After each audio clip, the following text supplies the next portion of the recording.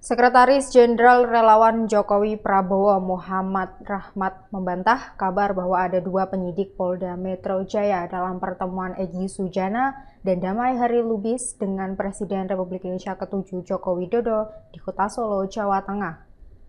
Egy Sujana adalah Ketua Tim Pembela Ulama dan aktivis TPUA, sedangkan Damai adalah Koordinator Advokat TPUA. Keduanya kini menjadi tersangka pencemaran nama baik dalam kasus tudingan ijazah palsu Jokowi. Egy dan Damai menemui Jokowi di kediamannya di Kelurahan Sumber, Kecamatan Banjarsari, Kota Solo pada Kamis 8 Januari 2026 lalu. Baru-baru ini keduanya mendapatkan restoratif justice dari Jokowi selaku pelapor dan kasus mereka di Polda Metro Jaya sudah dicabut. Rahmat yang mengaku berada di kediaman Jokowi saat pertemuan itu menyebut para ajudan Jokowi di ruangan juga diminta untuk keluar. Atas hal itu, ia menilai kabar yang beredar belakangan ini soal adanya pendampingan dari penyidik Polda Metro Jaya dalam pertemuan tersebut adalah tidak benar. Rahmat lantas menuding bahwa kabar tersebut memang sengaja dibuat oleh para tersangka lain dalam kasus tudingan ijazah palsu Jokowi lainnya, misalnya Roy Suryo.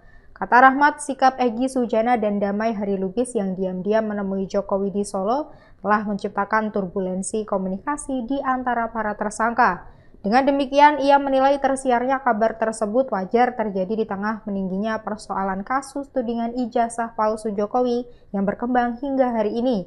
Nama Egy Sujana dan Damai Hari Lubis kembali mencuat setelah menemui Jokowi di kediamannya beberapa waktu lalu. Bahkan dikabarkan ada polisi aktif yang menangani kasus ijazah juga yang hadir dalam pertemuan tersebut. Kabar disampaikan oleh Roy Suryo setelah ia mendapatkan informasi dari seorang sahabatnya yang kebetulan mendengar percakapan telepon antara Egy dan sahabatnya pada Jumat 9 Januari 2026 siang.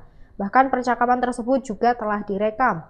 Kemudian Roy mengatakan berdasarkan informasi yang ia dengar langsung dari percakapan Egy Sujana melalui sambungan telepon dengan rekannya, tidak ada sama sekali permintaan maaf dalam pertemuan tersebut.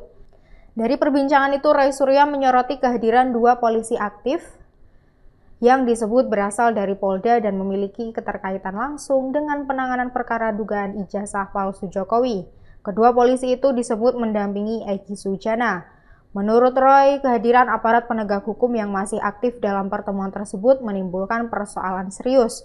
Roy menilai keterlibatan polisi aktif dalam pertemuan tersebut berpotensi menimbulkan konflik kepentingan dan mencederai prinsip profesionalitas penegakan hukum.